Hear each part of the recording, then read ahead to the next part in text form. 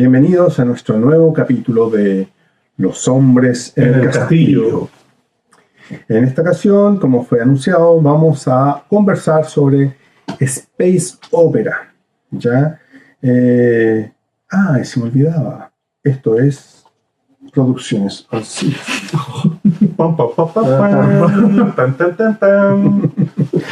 Le cedo la palabra a mi querido compañero Luis Saavedra. Bien, voy a hacer una revisión histórica de lo que es y ha sido el Space Opera en nuestro querido género de la ciencia ficción. Yo creo que el Space Opera es uno de los géneros más puros dentro de la ciencia ficción y de los que, junto con la especulación sociológica sobre la tecnología, viene a originar la ciencia ficción, el género de ciencia ficción en Norteamérica.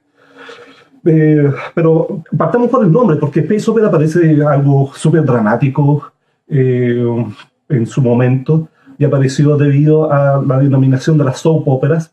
Las soap operas eran radioteatros que escuchaban la mayoría de la gente a las 3 de la tarde en Estados Unidos, y se llaman precisamente soap operas, en principio porque eran muy dramáticas y un muy mal guión. Y lo segundo era que las empresas de jabón en polvo así publicitaban sus productos en este tipo de radioteatros. ¿Sí? Sí, supongo que tengo que ir. Es una historia muy rara. Bueno, de ahí saltaron varias analogías, porque, por ejemplo, se llamó óperas o algo óperas a todo aquel producto de ficción que no fuera de gran calidad guionística, como los western, que se les decía las horse operas, y en este caso las space operas. Recién vino a aparecer el término en 1941, que hay un tipo que tenía un fanzine que se llamaba Les Zombies, Wilson Tucker. No sé si se acuerdan de Wilson Tucker, que tiene una muy buena novela del año tranquilo. El año de ser tranquilo, sobre viaje en el tiempo. Yo creía que deberías conocerla. Y él propuso por primera vez el término Space Opera a cualquier ficción que fuera, y nominó Hacky, Grinding, Stinking at One Spaceship Jam, que se llama cuentos chinos, sin brillo, tediosos, apestosos y hasta anticuados sobre navecitas espaciales. Por lo tanto, queda muy en claro cuál era la opinión del resto del género sobre el Space Opera. Estamos hablando más o menos de los años 20, 30, los 40. Por lo tanto, una historia de Space Opera era una historia interplanetaria, bien dramática, ojalá con destrucciones de planetas y bien coloridas, y con héroes que eran muy héroes, con heroínas que eran muy heroínas, que fuera obviamente mucha aventura. ¿Cómo era esa? Te voy a sacar de guión, pero ese clásico, el Capitán Futuro. No, pero esa parodia que hizo Análogo a fines de los 70. Flash Gordon. No, era como el Capitán Futuro o algo así, que explicaba todo lo que tenía que hacer un superhéroe de Space Opera, un héroe de Space Opera. Sí, me acuerdo de eso. Sí. Que era realmente una gran parodia. Claro, es muy buena, notable. Bueno, por ejemplo, tenemos Triplanetario, que me gusta nombrarlo. Triplanetario apareció en 1934 y es de un escritor que se llama Edward Elmer Smith, que era mejor conocido, yo lo conocí como Doc Smith, y que comienza precisamente Triplanetario con una gran frase que dice: hace más o menos 2.000 millones de años que dos galaxias chocaban entre sí, o más bien pasaban una tras de la otra. 200 millones de años más o menos no tienen importancia, ya que tardaron al menos todo ese tiempo en el proceso. O sea, si tú inicias tu novela con esta gran frase, obviamente que va a ser lo más dramático y lo más increíble del mundo. Y era más o menos el tono de las historias de ciencia ficción, del Space Opera, como subgénero dentro de la ciencia ficción en los años 20, 30 y 40, incluso hasta los 60. Una de las primeras denominaciones de Space Opera era The Edison Conquest of Mass, de Garrett P. Serviss, de 1898, imagínense, donde se hace la primera descripción de una batalla espacial. Me encanta. En 1898. Y también tenemos The Struggle for Empire, que es de Robert Cole, de 1900, y donde se hace la primera referencia que describe una guerra de dimensiones interestelares. Toma. Espectacular, eso me encanta. Pero en realidad, como todavía la denominación de ciencia ficción no estaba todavía bien fluida o bien definida en ese entonces, nunca lo estaba a todo esto, la gente o los académicos dicen que la primera vez que apareció una historia de space opera fue en 1925 en la revista Weird Tales, donde se escribió, o un autor que se llama Nixon Dialis escribió When the Green Star Wane, cuando la estrella verde desaparece, y donde sale por primera vez increíblemente la palabra blaster, que es un dispositivo que dispara un rayo y que destruye todo lo que se le ponga en mano. Interesante. Y ahí está la pelea entre esta novela o este relato y otra novela de Doug Smith, que es de 1928, que se llama The Skylab of Space, que alguna vez traté de leerle, pero es infumable, que se llama La Londra del Espacio, que se publicó en Amazing Stories. Vayamos recorriendo un poco los años 20 y 30 y después nos podemos saltar un poco más. Ya tenemos el Doug Smith, tenemos incluso a Edmond Hamilton. Edmond Hamilton, que si ustedes tuvieron una buena infancia, pudieron ver El Capitán Futuro como un espectáculo, como un anime de televisión en los años 80 más o menos. Bueno, Edmond Hamilton fue el autor del Capitán Futuro, y donde tú ves la tripulación estándar que siempre te imaginas del space opera, un héroe, un oficial científico, un oficial heroico que es puro músculo, obviamente la damisela, estamos hablando de hace 70 años atrás. Y el mentor. De Edmond Hamilton se especializó mucho en eventos de magnitud pero astronómicas. O sea, si Doug Smith hacía estallar o hacía cruzar 2 galaxias enteras y donde estallaban como pompas de jabón los planetas, Edmond Hamilton hacía estallar, no sé, universos y cosas por el estilo. Era una guerra, ¿no? Al final entre autores, quién era más impresionante. Pero yo recuerdo que leí un cuento, el profesional, que se llama, está en las selecciones de ciencia ficción de Bruguera, que es el 11, y El Profesional es un gran cuento básicamente porque te cuenta la historia de un escritor de ciencia ficción de space opera, que obviamente es el mismo, que tiene un hijo, y el hijo fue seleccionado para ir en una misión espacial.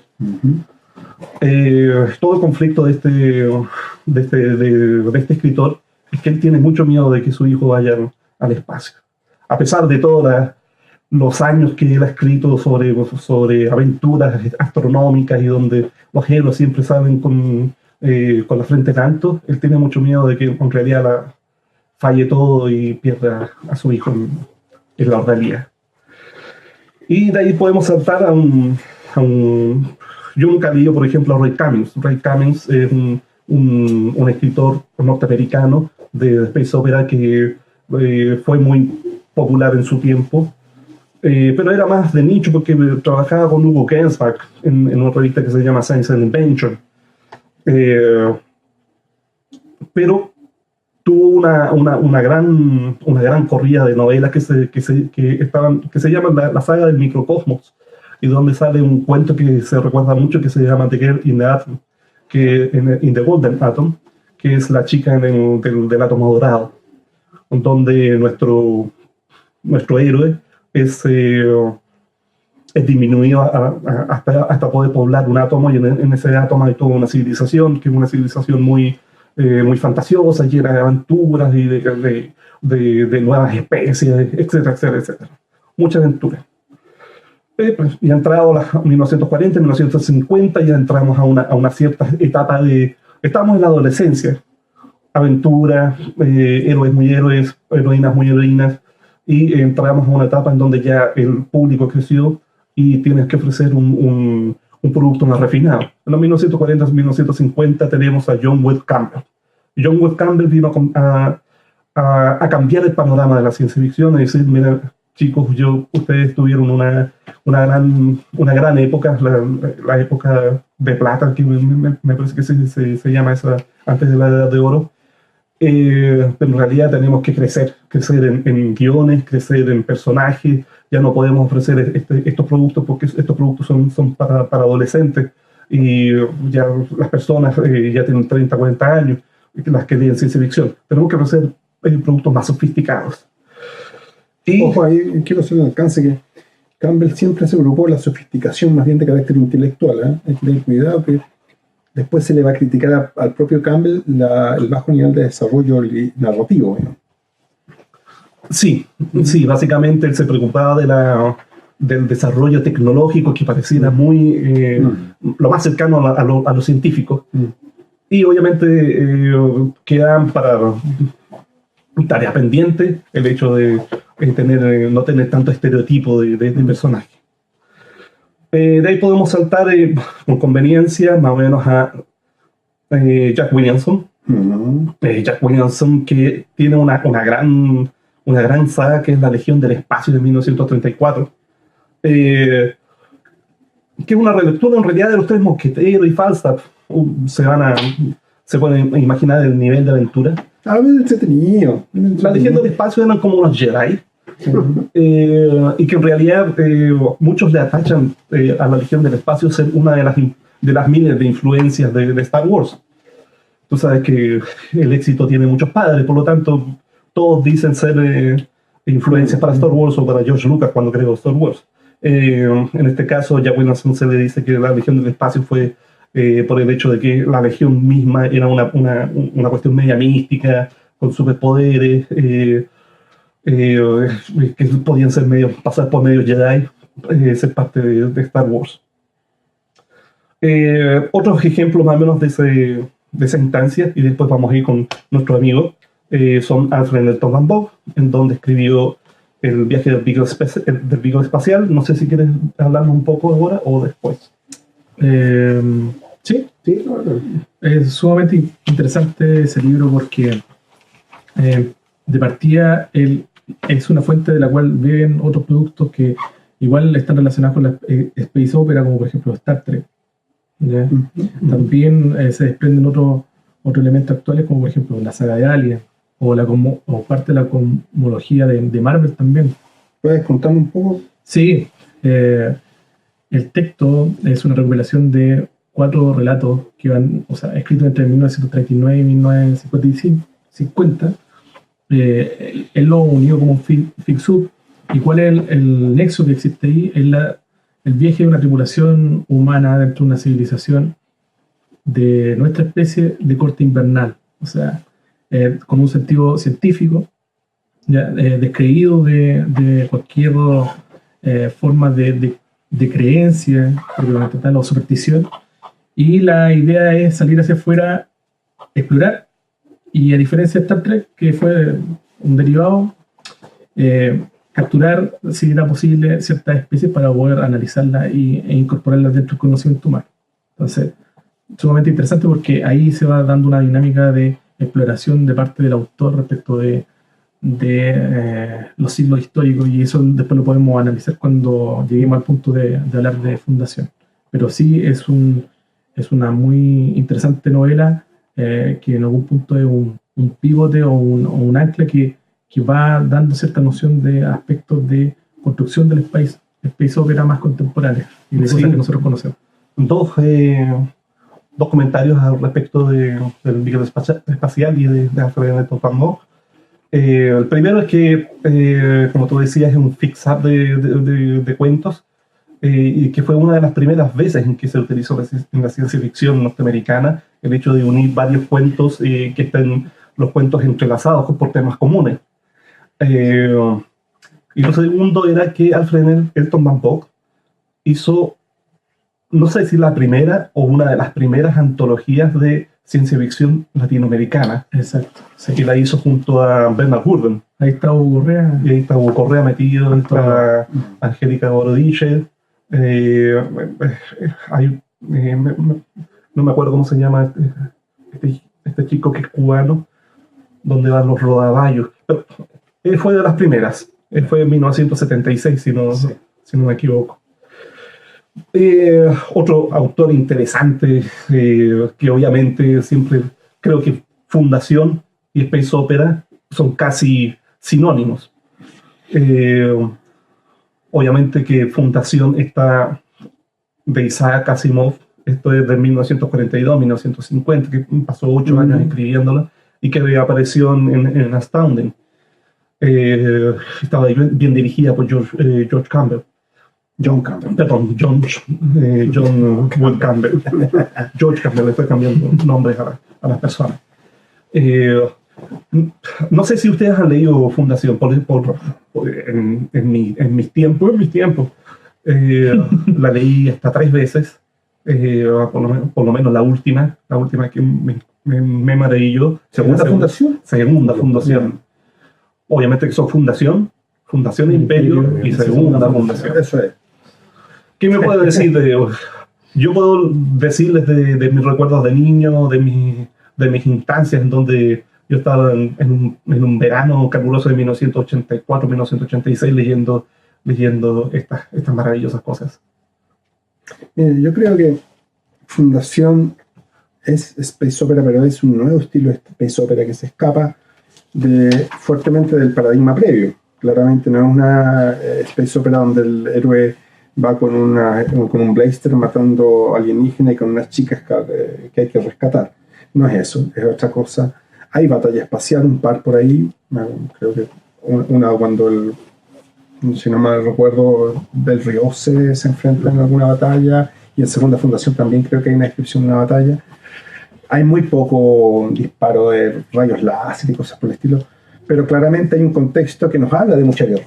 Está cayendo un imperio, hay nuevos reinos uno intuye que hay una situación permanente de guerra estelar, que yo creo que en el fondo es que le da el carácter de Space Opera. No sé si... Sí, obviamente. Bueno, el mismo Asimov dice que yo me basé en un libro de Edward Gibbons, que es la caída del Imperio Romano. El alzamiento y caída de The Rise and Fall or Decline of the Roman Empire. Donde obviamente tú puedes observar cómo un sistema imperial se va desmigajando y cómo desde los extremos hacia Trantor, el caos empieza a reinar, y se va disminuyendo el poder político de Trantor sobre las regiones más extremas. Que en sentido ahora mucho más completo, tenemos todo el contenido.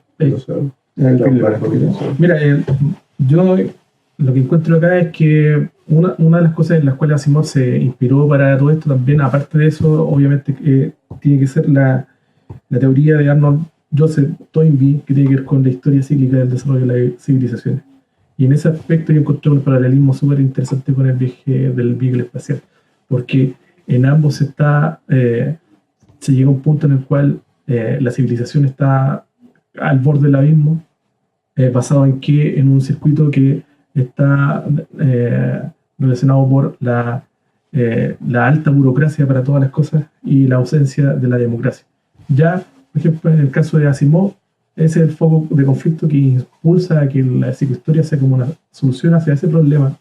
Y en el caso de Viaje del Beagle espacial, es el conflicto último que está dentro de la última historia en la cual Elliot Grosvenor, que es el protagonista del Viaje del Beagle espacial, a partir del nexialismo, que es la disciplina, también trata de sortear al utilizarse otro tipo de mecanismo, que es la hipnosis colectiva, para que la gente pueda soportar 5 años en el espacio y poder salvar a la humanidad y a la galaxia entera de una supergalaxia, ¿ya?, que se nutría de la muerte masiva de personas. Entonces, es sumamente interesante al respecto. Sí me quiero detener en algo que anteriormente Rodrigo había dicho respecto de qué podríamos definir o de qué forma podemos definir la space opera. Y ahí eso es interesante porque es una problematización que está dentro de todo este fenómeno porque hay distintas miradas respecto a eso. Cuando me puse, por ejemplo, a ver e indagar en lo que nosotros nos habíamos propuesto para esta sesión, empecé a sortear y navegar un poco respecto a la definición conceptual. Y ahí, claro, llegué al tema de la soap opera, que en el fondo es la noción de telenovela antigua que existía. O sea, todavía uno habla de soap opera cuando se refiere a las telenovelas de las 4 de la tarde. Claro, sí. El hecho entonces es que en algún punto la noción de space opera me da la sensación a mí que se trata más allá de un enmascaramiento o una puesta en escena ambiental de situaciones de conflicto humano que son básicas y en este caso puede ser romance, disrupción, dramatización en torno a eso y incluso conflicto a varios niveles de cosas, basándome en el concepto de telenovela. Algunos otros también mencionan que hay un tema ahí de relación con la horse opera también, que era conocido en el western antiguamente. Entonces, por ahí también podría haber un tema de relación, de conflicto entre opuestos. Entonces, yo creo que en su origen es despectivo. Claro, no, sí puede ser despectivo, pero podríamos nosotros también encontrar ciertos indicios respecto a cómo era la construcción en sí de ese tipo de relato. Y independiente de que obviamente fuera despectivo, pero para saber más o menos de qué forma, cuál era la diferencia que podría existir entre una space opera como relato propiamente tal y ciencia ficción dura podría ser. Sí, por ejemplo, que yo creo que es la más cercana. Claro. Entonces, por ejemplo, ya me puse a escarbar y dije ya, pesquemos un producto que podría ser como space opera, un tipo de texto. No me fui a literatura porque algo tal vez para que pueda, a ver si existe como un referente más general, me puse a ver Robotech. La cultura popular, más bien. La cultura popular. Me puse a recitar Robotech, o Macros, como se conoce en Japón, y empecé a escarbar un poco respecto a ello, y encontré que obviamente que hay un elemento ahí disruptor que produce conflicto, que es la protocultura, que en Robotech es un combustible, y eso está relacionado con Dune. De hecho, hay una... De Dune, Karl Masek se nutrió con el tema de la especie, e incorporó esa idea como para poder darle una lectura nueva a lo que era la protocultura, que para los japoneses era una forma de vida emocional que tenían los seres humanos, pero que los Centraedi no tenían. Entonces ahí existen dos bandos opuestos, humanos y Centraedi, y existe un conflicto ahí que es de corte emocional por sobre lo del combustible, porque el referente asiático está ahí. Entonces existe también un elemento ahí que es la dama en peligro, que sería Lin Min Mei, y en algún punto yo me di cuenta que esto se parece mucho a Troya o a la Ilíada. Entonces ahí nos dimos cuenta que en realidad lo que está sucediendo en Robotech no es nada más que la Ilíada, tal vez, en un ámbito de generación de conflicto dramático entre opuestos, reestructurado como un tipo de texto postmoderno, llámese, o espacial, o con una cobertura de ciencia ficción, y eso me dio una idea que posiblemente hay una correlación correcta entre eso observado y lo que pasaba ahí. Pero ahí tienes el Robotech, un caso interesante, en el fondo ahí tú perfectamente podrías decir ya space opera, pero también es donde el space opera, y eso ha pasado mucho, creo que en los últimos años, empieza a confundirse con la ciencia ficción más de tipo militar o de corte bélico, de guerra. Claro. Y de alguna forma está basada en un conflicto. Una de las civilizaciones, de hecho, solamente ha conocido el mundo militar, prácticamente no conoce nada de la vida civil, salvo cuando empieza a juntarse con los humanos. Toda la serie, por lo menos de Robotech, son prácticamente una guerra constante, y ese entorno bélico define el carácter de los personajes también y sus relaciones. Finalmente, porque muchas veces en el space opera que no tiene esa influencia militar porque los personajes principales son civiles o están fuera de eso, pero en el caso de Robotech la mayoría de ellos está dentro de, incluso el mismo Hunter, que no era un militar, un civil, termina siendo parte de la milicia. Pero ojo que Min Mei, que el foco del conflicto, por lo menos en macro, nunca está dentro de la militarización. O sea, es un elemento medio anacrónico que está dando vuelta ahí y que produce el conflicto y esa emocionalidad se aleja un poco respecto a eso. De hecho, la solución al problema de la guerra se basa en la música, que es un elemento emocional, pero se va por fuera. Y de hecho, en ese sentido, encuentro bastante interesante que en Fundación esté la figura del mulo, porque el mulo se aparta de toda la construcción específica, lógica, e incluso proyectiva que tiene Harry Seldon. Y me confundo muchas veces. No, obviamente que el caso por lo menos de Robotech, que eso pasa en los Snake, pasa en la primera generación, las otras dos ya no está tan presente, y de ahí derechamente se vuelve un poco la lógica de personajes que están dentro de la milicia, que en el fondo tienen que tienen un conflicto también interno, traen una guerra que tampoco les va desgastando, que va produciendo también pérdida de desmoralización incluso en los terrestres, o sea, mucho en las últimas generaciones. Bueno, o sea, es que la Space Opera siempre se va a mover ahí entre la ciencia ficción militar, entre la ciencia ficción dura, incluso... Bueno, porque sufrió... espacial incluso. Sí, básicamente porque sufrió un desarrollo. O sea, ya no estamos en una época en donde en los años 20 tú tenías ni siquiera arquetipos, tenías puros tropos, tienes puros maquetas de seres humanos como caracteres y de lo que ocurría en la misma trama o la no trama.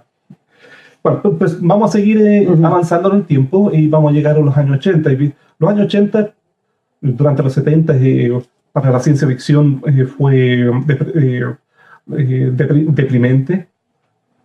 Siempre se ha hablado que en los años 70 y los años 50 son más o menos de oscurantismo. En los años 60 tenemos la New Wave y en los años 80 tenemos la New Space Opera. ¿La New Space Opera en los 80? Exactamente. Junto con la ciencia ficción dura, el renacimiento de la ciencia ficción dura. En 1980 tenemos dos hitos de los que rescaté, que una es Caroline Janice Cherry, que es la saga de Chan-Ur. Y la saga de Chan-Ur se volvió muy, muy popular y C.J. Cherry venía escribiendo desde hace mucho tiempo, en los años 70, Space Opera, pero llegaba el momento de que la saga de Chan-Ur salió, se volvió completamente popular. Y eso disparó las ventas de la ciencia ficción estilo Space Opera. Recordemos que la saga de Chan-Ur creo que no hay ningún humano, me parece que la cuarta o la quinta aparece recién la civilización humana. No, pero recuerda que el primero es que se pierde un humano, ¿no? No. Hay el conflicto alrededor de un humano que no se conocía en esta parte de la galaxia. Claro. Pero lo interesante es ver cómo la C.J. Cherry o la autora trata de relacionarnos con empatizarnos a través de otras psicologías o construcción de psicologías. Es un Space Opera bien elaborado, bien adulto. Estamos hablando de que ya los héroes no son humanos, son estos felinos. Si bien son felinos con blasters, tampoco es una cuestión de que vamos matando a quien se nos cruce por el camino. Claro, no es bien política. Es muy política. La guerra hay una cosa de guerra, pero una guerra muy soterrada. Entonces es interesante, es muy bien hecha. Yo diría que cambia. Y lo que tú acabas de decir es bien interesante porque es el momento en que la Space Opera comienza su desarrollo hacia el estado de hoy día. O sea, si bien al principio teníamos tramas poco desarrolladas, ahora tienes el hecho de que los autores necesitan construir y sobreconstruir imperios, sistemas sociales, sistemas monetarios, sistemas políticos, y llegas a momentos en donde, por ejemplo, aparecen Children of Time de Adrián Tchaikovsky, que son 600 páginas y que solamente te cuentas pocos detalles de una situación en donde le lleva de todo, le lleva grandes armas, le lleva grandes desarrollos de imperios, guerras interplanetarias, y personajes que son ya muy construidos, ya son muy, muy sólidos, y una narrativa que obviamente está acorde a los tiempos. Eso también uno lo puede notar en producciones audiovisuales que aún continúan con nosotros. Pues la Star Trek original es muy distinta a Discovery hoy. Hay una profundización en los personajes, otro tipo de foco de conflicto. Por ejemplo, The Expanse viene, no me acuerdo cómo se llama. Bueno, Babylon 5 yo creo que redefine el space opera en audiovisual, digamos, en cinematografía, o sea, serie. Porque claro, también es un space opera altamente refinado en términos de conflictos políticos y guerra. Bueno, más o menos de la época que estoy hablando, que son de finales o principios de la década de los 90, finales de los 80, tenemos otra gran autora que es Louise McMaster-Pujol, donde tiene la saga de Miles Borkosigan, que Miles Borkosigan es como Tyrion de Game of Thrones, que es una persona pequeña que ha nacido con deformidades dentro de un ambiente de privilegios. Bien se convierte en una estratega genial, y Louise McMaster-Pujol empieza a ganar Hugos con su space opera. La primera me parece que era Barrayá de 1991. Tenemos también a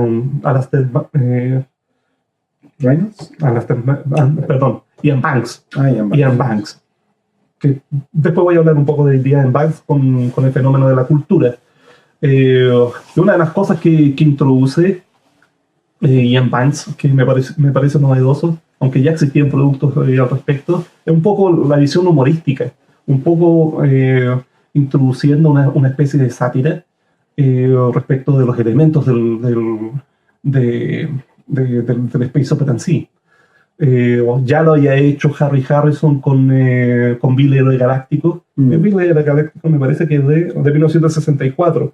Y Douglas Adams con la guía de los autopistas galácticos también en 1978, que apareció primero como radioteatro en la BBC. Y de ahí saltamos al presente, y en el presente ya tenemos un muy buen y desarrollado campo de space opera, en donde se escriben ya novelas que son aplastantes en su complejidad, en su calidad de construcción. Por ejemplo, tenés a Alastair Reynolds, que no sé si tienes algo por ahí de Alastair Reynolds. Como novela no, pero tengo los cuentos de New Space Opera, donde hay cuentos de varias personas que han estado cultivando en los últimos años el género, como Stephen Baxter, Peter Hamilton, Alastair Reynolds, que ya está nombrado, y bueno, alguien que vamos a hablar un poco después, que es Dan Simmons. Sí. John Scalzi también es muy importante hoy en día. John Scalzi con The Old Man's War. La saga de la vieja guardia, que es de 2002. Y obviamente estamos olvidando a nuestro gran amigo Liu Cixin. Claro. Con el problema de los tres cuerpos. Yo no sé si eso es space opera. ¿Por qué no? Es interesante. Bueno, yo no leí la segunda y la tercera parte, leí la primera. Y la primera es intriga política de la Tierra, porque no. Pero después se dijo. Puede que después sí. Salta a un nivel cósmico increíble. Yeah. Y me gustaría terminar esta revisión histórica yéndonos a Hispanoamérica. Y que en España, de lo que he podido, uno de los grandes es Víctor Conde, en este caso el tercer nombre del emperador. Y una cosa que siempre me ha parecido curiosa dentro de la space opera es cómo el fantasy, o la fantasía, o la fantasía al uso, como la fantasía heroica o la fantasía más maravillosa, se relaciona muy estrechamente con la space opera. Quizás no lo podíamos ver, sí lo podíamos ver al principio, donde casi no había background científico en la ciencia ficción. Y recientemente también lo hemos vuelto a ver. No obviamente Alastair Reynolds, no obviamente Ian Banks, que son más duros, o Louise McMaster-Pujol, que también introduce es más clásica dentro de introducir tecnología y ciencia. Pero, por ejemplo, el tercer nombre del emperador también es muy parecido a Duna. Y ahí vamos a hablar de Duna, pero primero vamos a hablar del tiro de Duna. Bueno. Y en Argentina, en realidad no encontré mucho en Argentina, no hay mucho, está solamente, o lo que recuerdo, Instante de Máximo Quebranto, de Eduardo Carletti, que es más ciencia ficción dura. Y en Chile tenemos por lo menos cuatro cultores. El primero es Raúl Senén Martínez, con un gran cuento que es Big Bang Bravo, que obviamente es pura aventura, es un regresar al hecho de que la space opera se trata sobre la diversión o sobre cómo te diviertes tú. Tenemos también Teobaldo Mercado, que incursiona con Sonrisas Estelares 2007, que también es una parodia al space opera.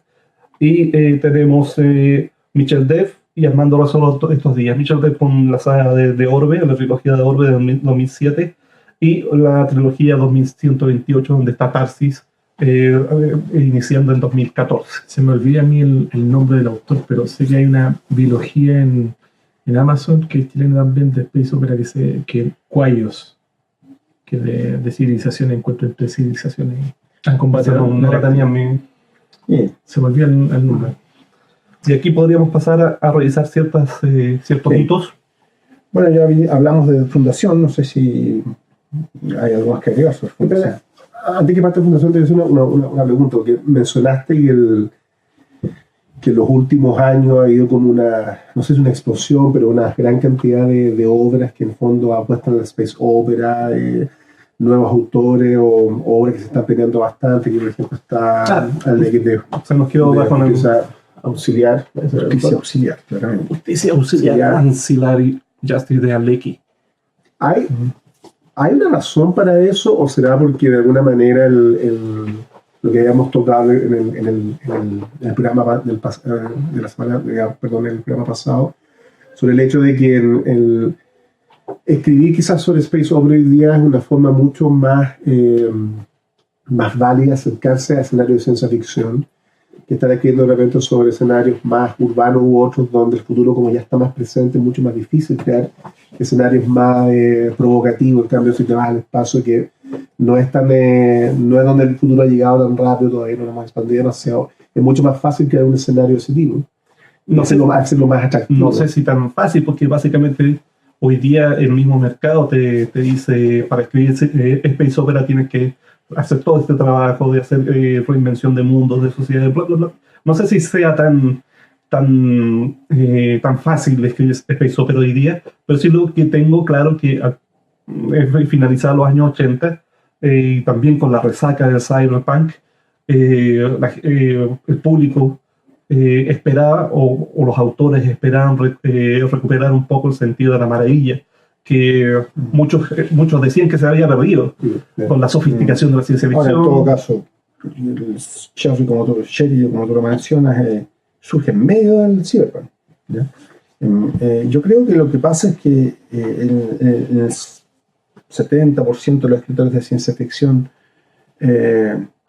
queremos escribir space opera. O sea, es como, sí, vamos a escribir otras cosas, pero en el fondo todos tenemos, no todos, pero la gran mayoría, esa cosa de la nave espacial, esa cosa de... Sentido de la amarilla. Es que eso de un pantallazo pictórico, viendo cosas desconocidas. Te dicen ciencia ficción y tú ves la nave espacial ahí. Exacto. Y lo más probable es que esa nave espacial esté disparando rayos y blasters, ¿no? Es como la imagen. Pero, o sea, es que llega justamente a eso, porque estoy de acuerdo con dice Luis, que hoy en día es mucho más complejo, el desafío es mucho más grande que hacer una space opera, porque obviamente hay una exigencia mayor en cuanto a hacer una mundo, civilizaciones u otra, pero en cuanto a la conexión, un autor probablemente instintivamente parte a ese tipo de escenario porque es lo que lo reconoce más como propio, más genuino dentro de lo que es el género. Yo creo que no hay realmente, si bien ha habido épocas donde ha brillado más el space opera y hay épocas donde ha estado más deprimido, pero yo creo que siempre ha habido space opera dando vuelta en la ciencia ficción, aún en los momentos más, como decía, en medio de cyberpunk aparece Sherry y otros, ¿no es cierto? Eso. Más Duna. Bueno, vamos para Duna. Duna, quien no conoce Duna, pero breve referencia, mucho tiempo en el futuro, muchos milenios, estamos como en el año 13.000 o algo por el estilo. Exactamente, en el siglo. Sí. 13.000. Sí, mucho tiempo en el futuro, la humanidad se ha expandido, se ha perdido todo el rastro de la Tierra, no sé por qué. Bueno, sí, pero. Y hay un imperio, pero este imperio no, es muy distinto del imperio galáctico, así como muy distinto. Está regido por un emperador, por una casa imperial más bien, y todas las sociedades de carácter medieval, o sea, con casas nobles, con una sociedad altamente construida en castas, muy castas, digamos, hay muchas castas y muy cerradas. Y bueno, como todos saben, existe el planeta Duna, el único lugar del universo donde se produce especia, y que esa especia es fundamental, sobre todo para permitir viaje en el hiperespacio. Eso como hoy tiene otras funciones, como expandir la mente y otras cosas, pero sobre todo el tema de la posibilidad de viajar más allá, o sea, superar la velocidad de la luz de forma instantánea. Ese es el contexto. Ahora, es una novela que obviamente encaja en muchos, por algo es un gran clásico de la ciencia ficción, porque encaja en muchos subgéneros. Va a encajar en la ciencia ficción religiosa, va a encajar en, bueno, y lo que nos toca, la space opera. Es space opera, y muchas otras cosas más. Bueno, es una de los ejemplos más señeros en donde el space opera se relaciona con el fantasy en una forma bastante escandalosa. No tanto como en Star Wars. No es tanto como en Star Wars. Por favor, Star Wars es otra cosa. Me acuerdo de un dicho de Arthur Clarke, donde decía que la tecnología en algún momento avanzando iba a desaparecer y se iba a considerar la regla. Cualquier tecnología demasiado avanzada va a parecer magia. Va a ser indistinguible de la magia. Y me viene a la memoria precisamente las castas, esta cosa medieval, esta cosa incluso brutal de parte de los Harkonnen, esta cosa media mágica de viajar a través de la especia, a través de la liga de los navegantes que tenían las brujas, y las brujas imaginaban y curvaban el espacio de una manera que no puedes saber si es tecnología o es magia. La cofradía. O la cofradía. La cofradía navegante. Una cosa, aspecto que un poco saliendo de un aspecto, pero un aspecto que a mí me llama mucho la atención, que Duna va a ser la cúspide y el final de un proceso que inicia Arthur Clarke con La Estrella, o probablemente un poco antes, que es la ciencia ficción religiosa, que tiene muy poca, pero que corre desde los años 50 hasta Duna, y que termina con esta cosa que hace una especie de segunda lectura del islamismo, y como digo, que ya había tomado Clarke con La Estrella, con los 9 billones de nombres de Dios, que la había seguido James Blitch con Un caso de conciencia. Un caso de conciencia. Bueno, y eso. Ahora, y es una novela bastante completa porque tiene muchas relecturas. Yo me acuerdo que una de las características que me atrajo era el ambientalismo. De hecho, en mi edición de Ultramar de Duna, al final hay un acápite entero a cómo se podía plantar especies en las dunas. Y hay también todo un tratamiento ecológico en Duna respecto de economía circular. Sí, hay muchas cosas en Duna, realmente, y por eso yo creo que es tan paradigmática. Sobre Duna. Hablemos de Paul Atreides también. Paul Atreides es el típico Cristo o el típico iluminado que no quiere ser iluminado, un Jon Snow, cuyo camino siempre está en la senda del dolor, y que le va enseñando paso a paso cómo ser un iluminado, cómo ser el Kwisatz Haderach que decía la profecía.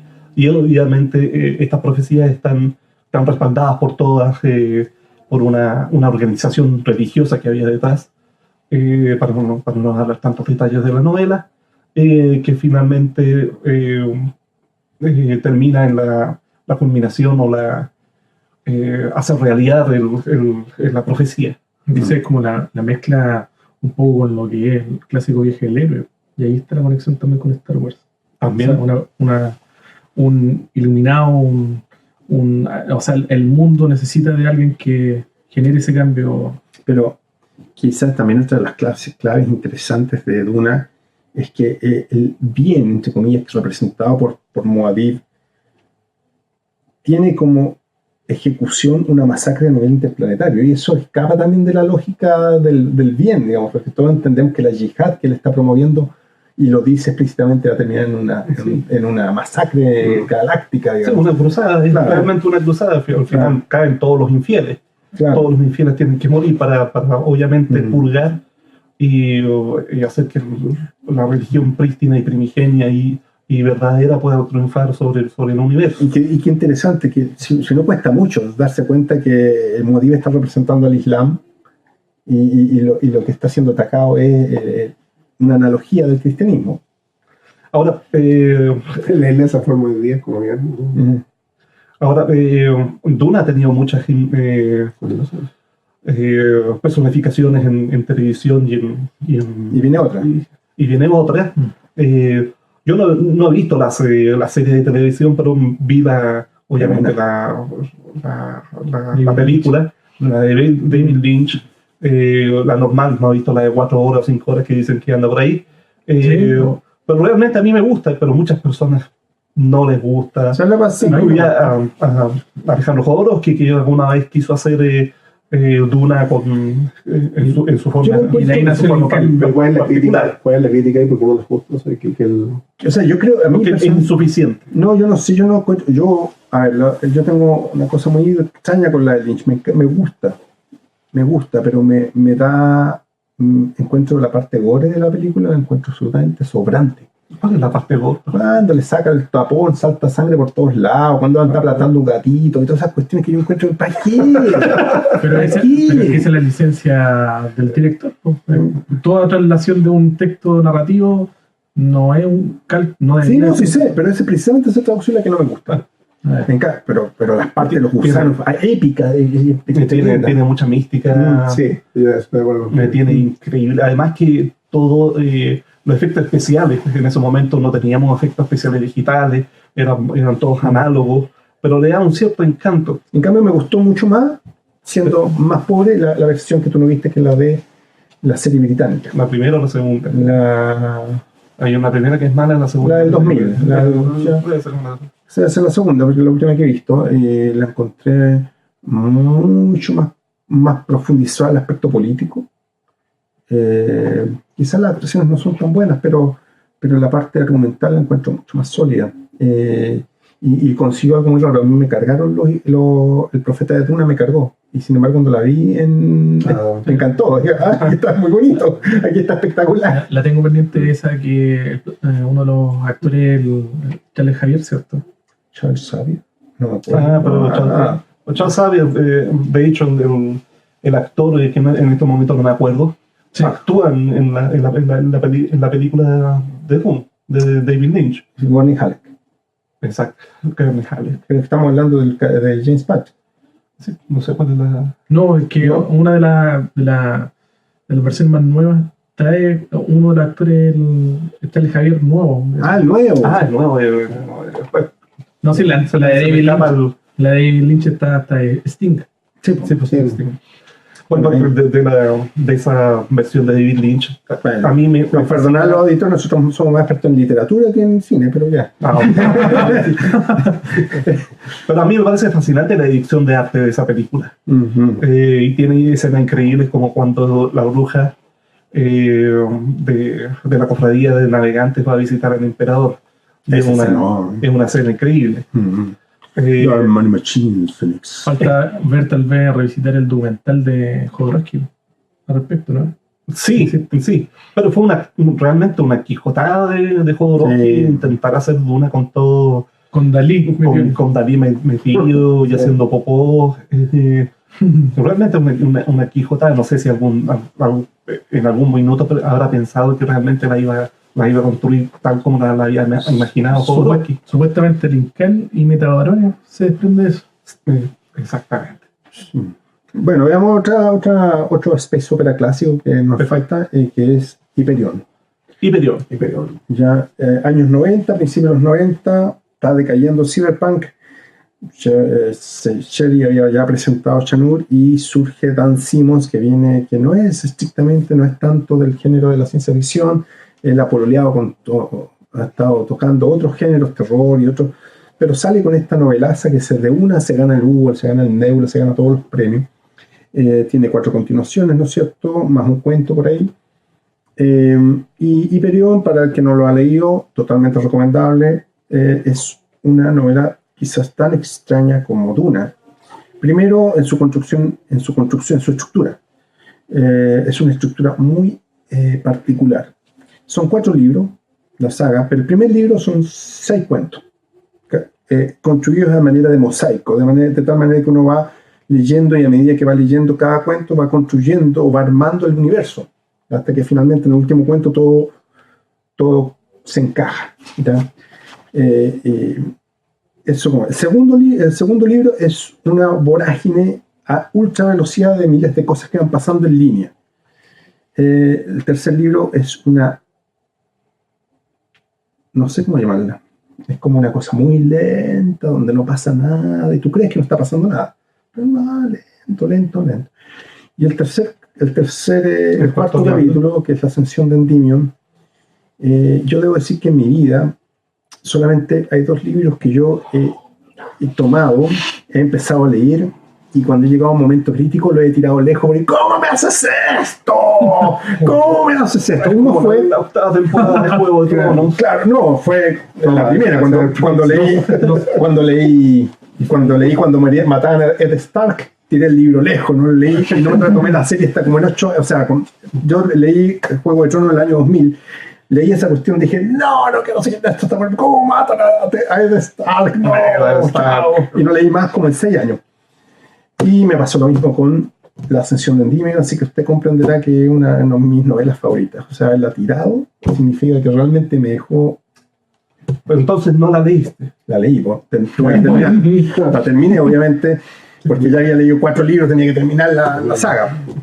No era como Juego de Tronos, que estaba leyendo el primer libro. Pero finalmente eso te arruinó el resto o la experiencia de usuario. No hay, o sea, Simmons manipula al lector con una maestría absoluta. Obviamente, es un gran escritor. Y eso hay que reconocérselo. No, me encantó, total. Bueno, y de la primera Hyperion, bueno, las 2 primeras son space opera, pero sobre todo la primera y la segunda. Ya tenemos ahí todo lo que uno espera, a un nivel de complejidad tremendo. No sé si igual o incluso superior al de Duna, la complejidad del mundo es tremenda. ¿De qué se trata esto? Se trata también, la humanidad se ha expandido, hubo una situación también que hizo que la Tierra quedara destruida, no totalmente destruida, pero no es habitable, y la humanidad se ha expandido, ha colonizado otros mundos, y bajo este contexto hay unos grupos humanos que han abandonado la humanidad, se han ido lejos, han abandonado, o sea, se han ido lejos, y empiezan a volver, y se llaman los Exters, ¿ya? Y eso genera una situación de conflicto con una humanidad que también una humanidad central, digamos, que está también complicada porque en su corazón político hay una especie de lucha entre inteligencias artificiales. Y todo confluye en un planeta que se llama Hyperion, y es el primer planeta que estos Exters van a invadir, y está anunciado que van a invadirlo. ¿Y por qué particularmente? Ahí te voy a detener porque está contando todo. No, si eso está al principio. Si todo está, porque está todo, no estoy contando nada, está anunciado que desde el principio se sabe que los Exters van a invadir Hyperion. ¿Sí? ¿Y por qué? Porque ahí están las tumbas del tiempo, y sobre todo porque ahí vive el Shyke, o el Caudón, como malamente lo tradujeron, que es una especie de asesino en serie. Al principio es lo que entendemos que es un asesino en serie, pero que nadie ha podido pillar. Y además las tumbas del tiempo, un lugar como especial donde todos los años hay una peregrinación de los seguidores de la iglesia del Alcaudón, y van para allá desde distintas partes del espacio humano y van allá a cumplir con su... Y ese es el contexto. Y ahí se complica todo y queda más. Muy bien, muy bien. Porque alguna vez escuché de que Hyperion, bueno, está dividido en dos. Hyperion son 4 libros, pero son Hyperion, claro, son Hyperion y la caída de Hyperion, y después viene Endymion y la ascensión de Endymion. La ascensión de Endymion. Por la primera parte, no me acuerdo si eran palabras del autor, se basó en los cuentos de Canterbury. El primer libro, me parece. Pues de Chaucer. O sea, hay una cantidad, mira, yo no soy tan experto en literatura general, para nada, pero hay una cantidad de referencias evidentes. O sea, la referencia evidente son los poemas de Keats, ya los cantos de Hyperion. El personaje del monje.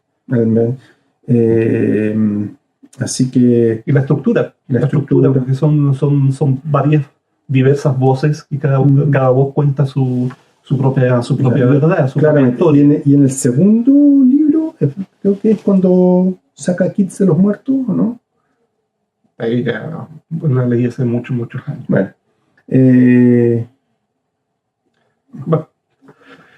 Básicamente, ¿tú recomendarías leer los cantos de Hyperion? Absolutamente.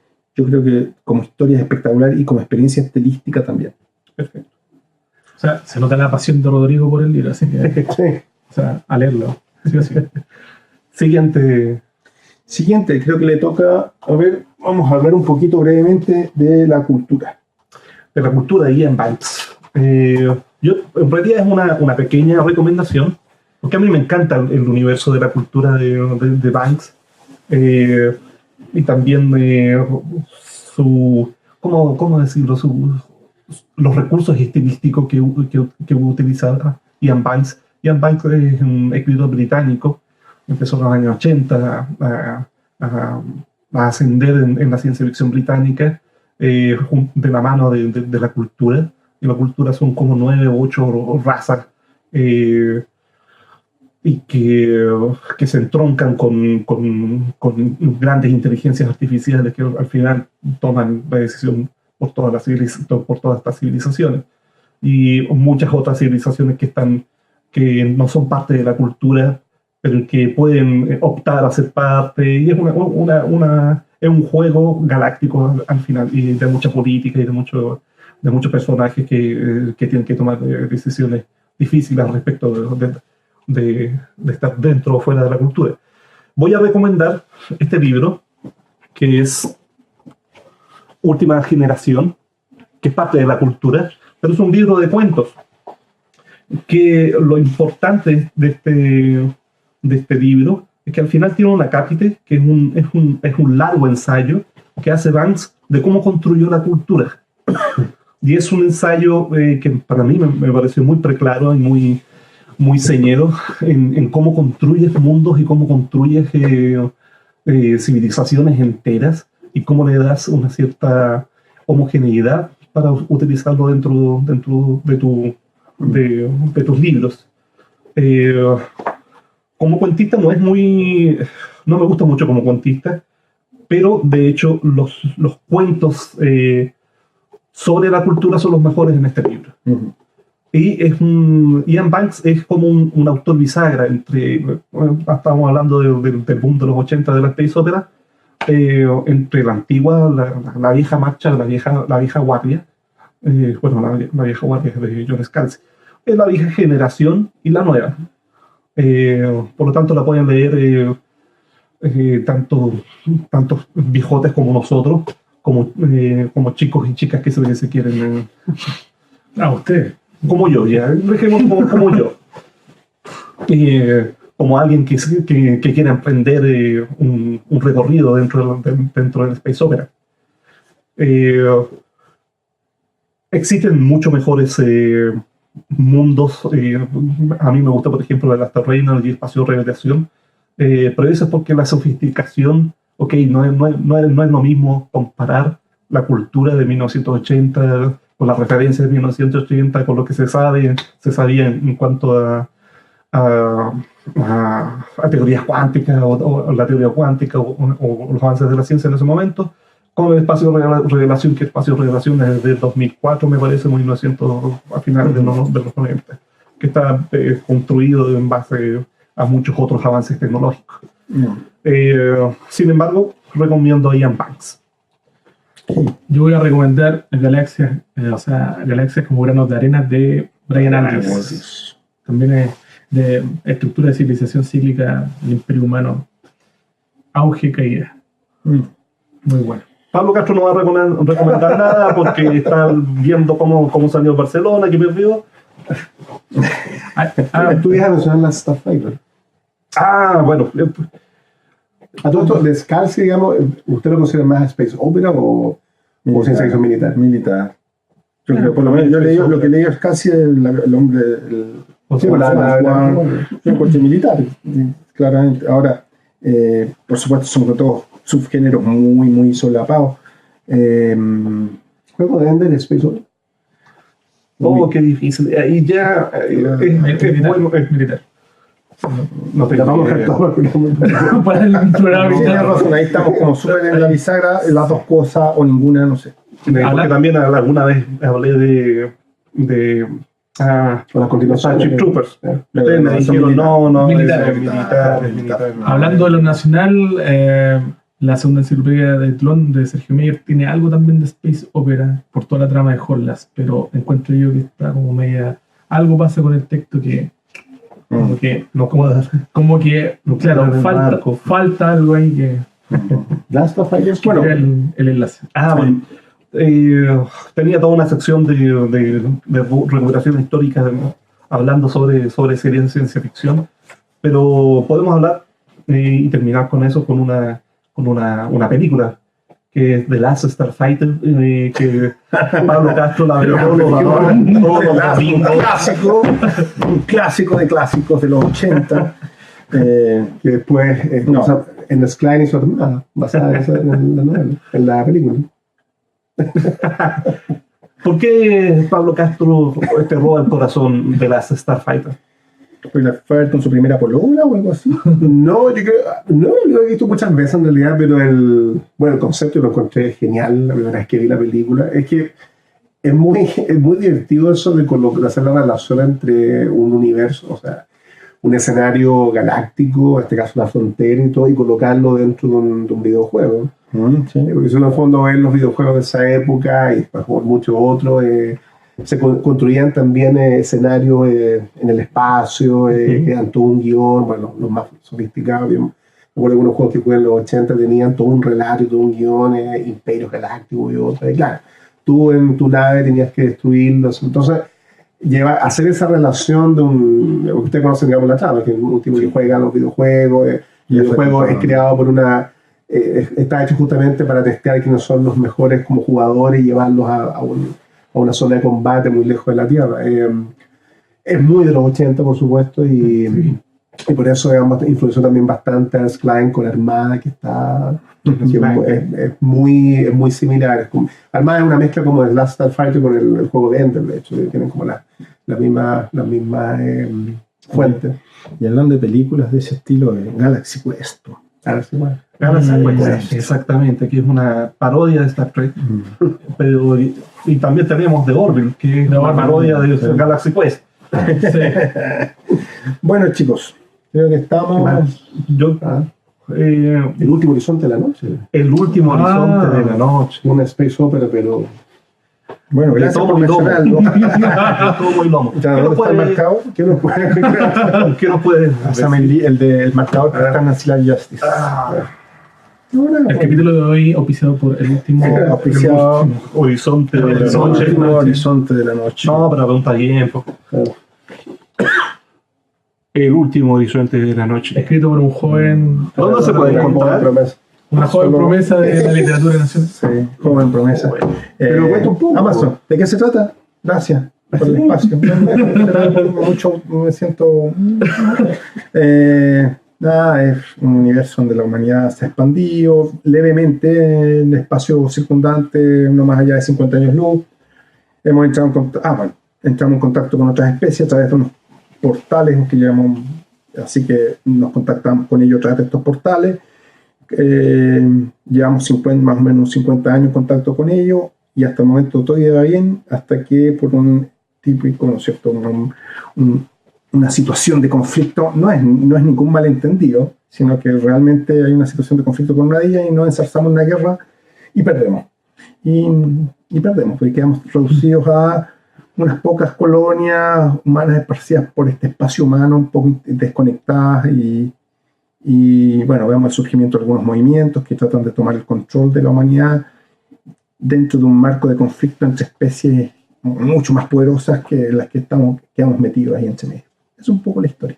Muy bien. Y eso lo podemos encontrar en Amazon Kindle. Sí, Space Opera chilena para Chile. Y que de hecho es un homenaje. Es un homenaje a autores como Edmund Hamilton, como Doc Smith, como también, por supuesto, Jack Williamson, también a Dan Simmons, Hamilton, o sea, el otro Hamilton, Peter Hamilton también. Sí, Peter F. Es un canto de amor de ti para la Space Opera. Sí, es como... y ahora Rodrigo Yuri llora.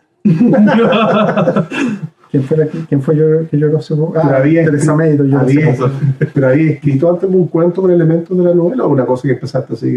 No, empecé desde nuevo, totalmente no. Creo que el único intento que he hecho con algo parecido a Space Opera fue ese cuento que a ti no te gustó, ¿cómo se llamaba? Yo me acuerdo, El Centinela de la Noche. Perfecto. El Centinela del Silencio, algo así. ¿Cómo será que ni se acuerda el nombre?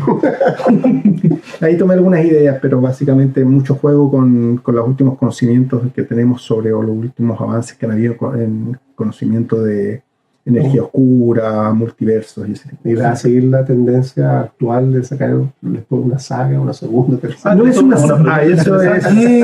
A ver, el primer libro de no es una saga porque es una sola estructura que por problemas de tamaño corté en 3 o 4, pero no es una saga, no es que cada libro termina, es más bien como en ese sentido un poco más como El Señor de los Anillos, que es un solo libro que por necesidades de tamaño hubo que cortar. No es una saga, termina cuando termina, pero termina como en un 4º libro, porque... Muy bien. Y pasamos a las noticias. En 2 semanas más, el 4, 5, 6 de junio, tenemos el segundo encuentro internacional de literatura de fantasía y ciencia ficción en la Universidad Católica, evento organizado por Letras de Chile, pero con el gentil apoyo de la Universidad Católica, de la Universidad de Chile, de la Universidad de Magallanes y de otras instituciones. Y son 3 días de conferencias, charlas, ponencias de carácter académico, y donde la CIF va a estar presente con varios autores haciendo ponencia y con un stand para que nos vayan a consultar, como hacerse socios y bueno, otras cosas que quieran consultar, si quieren participar en alguno de los proyectos, no como socios, sino que simplemente apoyarlos, también es posible. Eso como primera noticia. Segunda noticia, 13 de julio, primer plenario ampliado de la ALCIF, donde todos los socios están invitados a participar. Van a haber también un par de conferencias y también una asamblea general para que, bueno, todos nos cuenten lo que quieran contarnos, que tenga alguna relevancia. Recuerden, todos los socios de ALCIF están invitados, y ojalá vayan porque va a estar interesante. Sí, ahí sí, debo decirles que ahí sí la asistencia es para los socios. Pero como usted sabe, es extremadamente fácil hacerse socio. Sí, si usted quiere ir, hágase socio. No cobramos nada, así que hágase socio. Y esas son nuestras noticias hoy día. Así que no sé si quieren despedirse de nuestros auditores. Sí, con una reflexión sobre la ciencia ficción y el Space Opera. Me parece que el Space Opera es una forma más pura de ciencia ficción, y es la que me flechó por primera vez cuando vi Star Wars en 1977. Yo tenía 6 años. Star Wars me inyectó esa pasión por la ciencia ficción, la pasión por la adrenalina, por la aventura, por las grandes batallas espaciales. Esa es Sí, pásame el monito. Es bonito. Tráigame el monito. Disculpa por haberlo interrumpido. Este es tuto. Y puedo decir que soy fanático de la ciencia ficción, básicamente porque Star Wars me disparó una bala de adrenalina a la cabeza y nunca la he podido sacar de ahí y no va a salir tampoco hasta que me muera. A lo mejor trasciende a la singularidad y no te mueres. En mi caso, Space Opera. Ay, bueno, vamos a hacer una separación. Lo siento. Yo ayer, hace unos días, estaba escribiendo efectivamente de que Star Wars igual me había motivado y después me doy cuenta que no, que yo vi algo antes que me motivó incluso más, que está en la raíz. Yo fui a ver a Star Wars sabiendo que había visto algo que me interesaba volver a sentir. Nave espacial Yamato. El mejor anime, casi el mejor anime de los 70, de no hacerse por el Capitán Futuro o el Super Agente Cobra. Bueno, no, pero Nave espacial Yamato es un space opera de punta cao, no hay ninguna duda, ¿no es cierto? Sí, me acuerdo. Y con todo el dramatismo que los japoneses pueden hacer, me recuerdo obviamente que eran capítulos enteros en donde Nave espacial Yamato prácticamente se desintegraba en el aire por los enemigos que venían de todas partes y salían siempre de una pieza. Sí. Yo soy de la generación Roboteca, así que Roy Fokker, aún en mi corazón, Roy Fokker. ¿Qué pasó en tu cabeza cuando Roy Fokker murió? Me dieron ganas de, así como Rodrigo, haber agarrado la tele y lanzado lejos. ¿Eres fanático? Sí, pero... No, me gusta, pero así como tener figuritas y todo eso. No llegó a mi casa y me coloco el Owen Space. ¿Cuál es tu capítulo favorito? El inicial, precisamente porque... ¿El primero? Sí. Porque sale como un elemento anacrónico, empieza a hacer cambiar toda la sociedad humana. O sea, se crea el gobierno de la Tierra Unida basado en la amenaza exterior. Bueno, mientras Wilber y Pablo Castro se besan... Les estaríamos cerrando con decir cuál es los próximos 2 capítulos. El próximo capítulo va a estar dedicado a ciencia ficción dura, hard science fiction, y como contraparte el que sigue a soft science fiction o ciencia ficción blanda. Y con eso sería hasta la vista.